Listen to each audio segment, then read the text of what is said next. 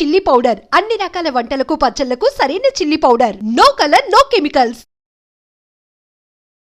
నమస్కారం, welcome to I dream. నేను మీ విజిత. ప్రస్తుతం మనతో పాటు ఉన్నారు లక్కరాజు నిర్మలమ్మ గారు, విశ్వనియమాల ప్రచారకురాలు. ఇప్పుడు వారితో మాట్లాడి మరిన్ని విషయాలు తెలుసుకుందాం. అమ్మ నమస్తే. నమస్తే అమ్మ, సాధారణంగా పెద్దవాళ్ళు కొన్ని సామెతలు చెప్తూ ఉంటారు కామన్గా మనకి ఇళ్ళల్లో. అంటే తినగా తినగా వేము తీయనుండు అని చెప్పి అంటుంటారు. అంటే మనం తినగా తినగా ఆ వేపాకు కూడా మనకు తీయనైపోతుంది అని చెప్పి.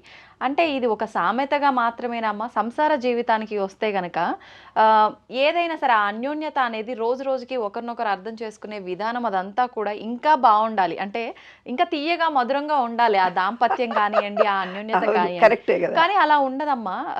పెద్దవాళ్ళే అంటారు మళ్ళీ, ఏంటి ఇంకా కొత్తగా పెళ్ళైన వాళ్ళలాగా ఇంకా పెళ్ళాన్ని అంటి పెట్టుకొని ఉంటున్నావు, పెళ్ళం కొంగు పట్టుకొని తిరుగుతున్నావు, ఇంకేమన్నా మీకు కొత్తగా పెళ్ళైంది అనుకుంటున్నారా? ఇలా మాట్లాడే విషయాలు కూడా వింటూ ఉన్నాం. అంటే ఇలా చెప్తారు, అలా చెప్తారు. అసలు ఎలా అమ్మా, ఎలా తీసుకోవాలి దీని అంతటిని కూడా? నిన్న ఒక అమ్మాయి ఫోన్ చేసింది తల్లి. భార్యాభర్తలు ఇద్దరు చాలా గొడవ పడతాడంట. ఆయనకు వేరే అమ్మాయితో సంబంధం కుదిరిందట. అతను వేరే అమ్మాయిని వేరే ఊరిలో ఉన్నాడట. ఈమె ఏదో ఆ అమ్మాయి బంగారం షాప్ అట, ఈ అమ్మాయి ఏమో చిన్న ఫ్యాన్సీ స్టోర్ నడుపుతుందట. ఇద్దరు పిల్లలట, 10th ఇంటర్మీడియట్. వాళ్ళ అమ్మను కూడా కొడతాడట, ఈమెను కూడా కొడతాడట, పిల్లల్ని కూడా కొడతాడట.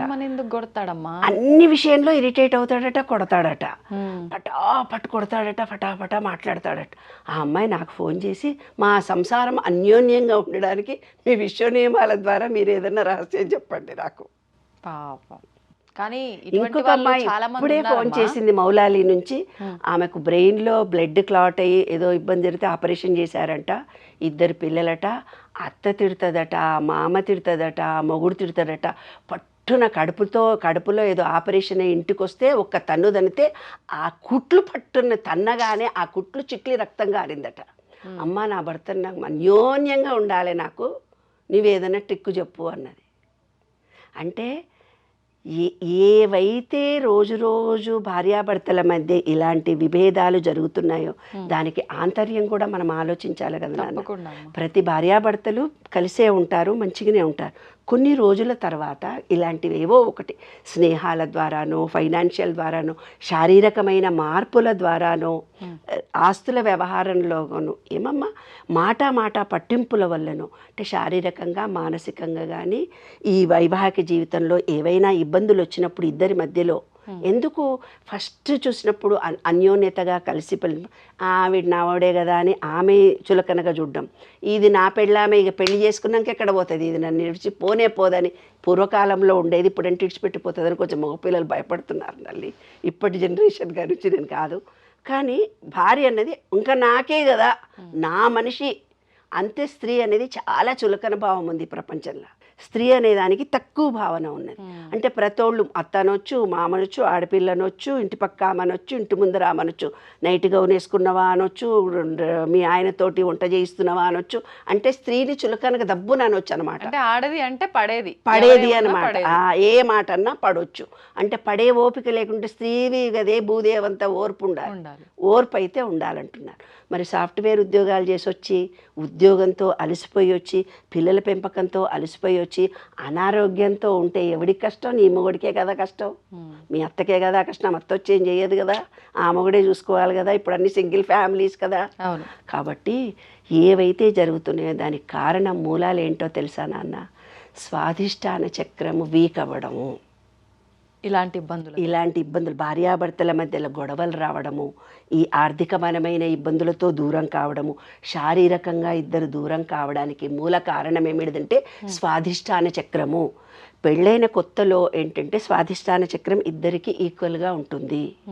అప్పుడు కూడా ఏమైనా ఇబ్బందులు పెళ్ళి కాగానే స్టార్ట్ అయినాయంటే స్వాధిష్టాన చక్రంలో వాటర్ 72% మన బాడీలో ఉండాలి. ఆ వాటర్ ఉండటం లేదు. ఇప్పుడు వాటర్ డీహైడ్రేట్ అయిపోతుంది.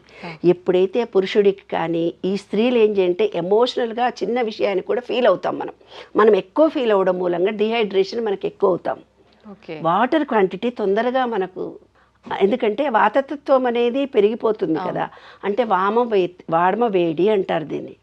ఆ తత్వం ఎప్పుడైతే నీకు పెరిగిపోతుందో వాటర్ క్వాంటిటీ తగ్గిపోయినప్పుడే నీలో డిప్రెషన్ పెరుగుతుంది. వాటర్ సఫిషియెంట్గా తీసుకుంటే ఈ విశ్వ నియమాలను అనుసరించి ఇద్దరిలో బ్యాలెన్స్డ్ మైండ్ ఉంటుంది. ఈ స్వాధిష్టాన చక్రం అనేది శుక్రకణాలు, అంటే పిల్లల్ని కనేది రిలేషన్షిప్స్. నీకు ఇంటి అత్తతో కానీ ఇంటి పక్క వాళ్ళతో కానీ బాస్తో కానీ గొడవలు జరుగుతున్నాయి ఒక స్త్రీకి అంటే ఆమెలో స్వాధిష్టాన చక్రం పనిచేయలేదని అర్థం. పురుషుడికి ఉద్యోగంలో ఇబ్బందులు కలుగుతున్నాయి, ఎవరితో అన్యోన్యత లేదు, సరిగ్గా మాట్లాడలేకపోతున్నాను, కమ్యూనికేషన్ చేయలేకపోతున్నాను, ఒక ఉద్యోగంలో స్థిరత్వంగా ఉండటలేకపోతున్నాను, సెక్స్ పరంగా నా భార్యను సుఖపెట్టలేకపోతున్నాను అంటే ఈ స్వాధిష్టాన చక్రం క్లోజ్ అయినట్టు అర్థం అనమాట. అందుకనే పూర్వీకులు అన్ని చక్రాలను యాక్టివేట్ చేసుకోవడానికి ఎన్నో చెప్పినారు.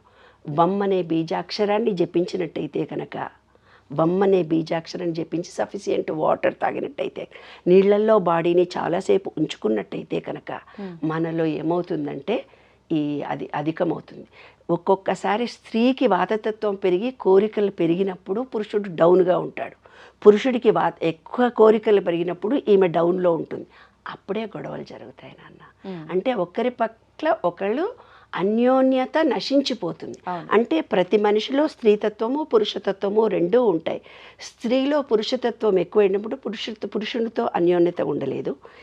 ఈ పురుషుడికి స్త్రీతత్వము తక్కువైపోయి పురుషతత్వం ఎక్కువైనప్పుడు ఆమె మీద డామినేషన్ ఎక్కువ చేస్తాడు.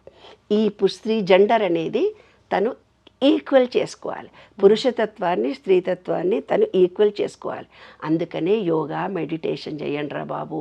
భూమితో నీళ్లతో గాలితో ఆకాశంతో అందరితో అనుబంధం పెంచుకుంటే మనలో రిలేషన్షిప్స్ పెరిగి ఇలాంటి గొడవలు రావు. అంటే ఇంగిత జ్ఞానం మనలో వస్తుంది. అమ్మ కొన్నిసార్లు ఒక సైడ్ నుంచి బాగానే ఉంటారు, అంటే ఫర్ ఎగ్జాంపుల్ మగవారు బాగానే ఉన్నారు అనుకోండి అన్ని విషయాల్లో, ఆడవారు మాత్రం అంటే ఇంత ముందులాగా లేరు అని చెప్పి, నువ్వు ఇంత ముందులా లేవు, ఇంత ముందు చాలా బాగుండేటోడివి, అలా ఉండేటోడివి, ఇలా అంటే ఇప్పుడు నేను నీకు బోర్ కొట్టేశానా, లేకపోతే ఇంకేదైనా రిలేషన్ ఉందా, ఇలా ఈ రకంగా ఆలోచించే ఆడవాళ్ళు ఉంటారు. ఇది ఎట్లాంటి ఆడవాళ్ళు ఆలోచిస్తారు, మగవాళ్ళు కూడా ఆలోచిస్తారు నాన్న. ఎందుకు ఇది వెనకట్లాగా భార్య అయితే ఏమవుతుందంటే సైకలాజికల్గా స్త్రీకి ఏమవుతుందంటే ఈమె అలసిపోయి ఉంటుంది. అతను చెయ్యి వేయగానే ఈమె మానసికంగా టయర్డ్గా ఉంటుంది. అంటే ఒక రకమైన ఇచ్ఛ లేకుండా ఉంటుంది. అంటే స్త్రీత్వం తగ్గిపోయింది ఆమెలో. స్త్రీత్వం తగ్గిపోయినప్పుడు డిటాచ్మెంట్ పెరుగుతుంది నాన్న, కోరికలు కూడా తరిగిపోతాయి. అతనితోటే ప్రతి మాట చెప్పాలనుకోకుండా ఈమె స్వీయ నిర్ణయాలు తీసుకోవడం మొదలు పెడుతుంది. అతనితో అనుబంధంతో అబ్బాయి ఏదో ఒకటి కార్యక్రమమా, ఏదో వ్యవహారం పాడుబెట్ట, పిల్లలు పుట్టారు కదా ఇంకా ఇవన్నీ కోరికలతో జీవించాలా, ఏదో మానసికంగా ఆమె ఎదుర్కొన్నటువంటి సమస్యల వల్ల శారీరక బలహీనత కావటం వల్ల మానసికంగా తను వీక్ అవుతుంది. వీక్ అయినప్పుడే ఇలాంటివన్నీ తయారవుతాయి. కాబట్టి ఈ ఆజ్ఞాచక్రం అనేది ఎప్పుడూ బ్యాలెన్స్డ్గా ఉండాలి అని అంటే ఫుడ్ తినాలని అన్నాన్ని పెట్టారు. మనం ఇవాళ అన్నాన్ని తగ్గించేసి రోటీలకు పిజ్జాలకి బర్గర్లకి అలవాటు పడ్డ తర్వాత నీ ఆజ్ఞాచక్రం అనేది అంటే మదర్ ఫీలింగ్ అనేది తగ్గిపోతుంది. పురుషుడికి కోరికలు అనేవి తగ్గిపోతున్నాయి. తగ్గిపోవడానికి పెరగడానికి మన ఆహార వ్యవహారాలే కారణం. ఆహార విహారంలో తేడాలు వస్తున్నాయి కాబట్టి గొడవలు జరుగుతున్నాయి. ముఖ్యమైన సూత్రం అదే. అంటే లోపం ఆహారంలోనే ఉందంట. ఆహారంలోనే ఆలోచనలో లోపం లేదంటారా? ఆహారం ఏదేస్తామో అవే ఆలోచనలు వస్తాయి మేడం గారు. లోపల నువ్వు బీజం వేసింది ఆహారం అయితే మంచి ఆలోచనలే వస్తాయి. నువ్వు వేసింది మటన్ చికెన్ అయితే చికెన్ ఆలోచనలే వస్తాయి. నువ్వు వేసింది హోటల్లో అమ్మ పెట్టిన భోజనంతో మంచి ప్రేమ అనేది వస్తుంది. హోటల్లో తినేస్తే నాకు డబ్బులు ఎక్కడొస్తాయి అనే ఆలోచన వస్తుంది. ఆహారం వల్లనే విహారము మాటలు వస్తాయి. మనం తినే ఆహారంలో లోపాలను సరిదిద్దుకుంటే మనం అన్యోన్యంగా ఉంటాం, అందరితో ఉంటాం. ఒక కుటుంబంలోనే కాదు సమాజంలో అందరితో కూడా బాగుంటాం. కాబట్టి మనం తినే ఆహారము విహారము అన్నీ కూడా మన ఆలోచన విధానంలో మార్పు రావాలి అంటే విశ్వంతో అటాచ్మెంట్ ఉండాలి. అదే సీక్రెట్. ధన్యవాదాలమ్మా.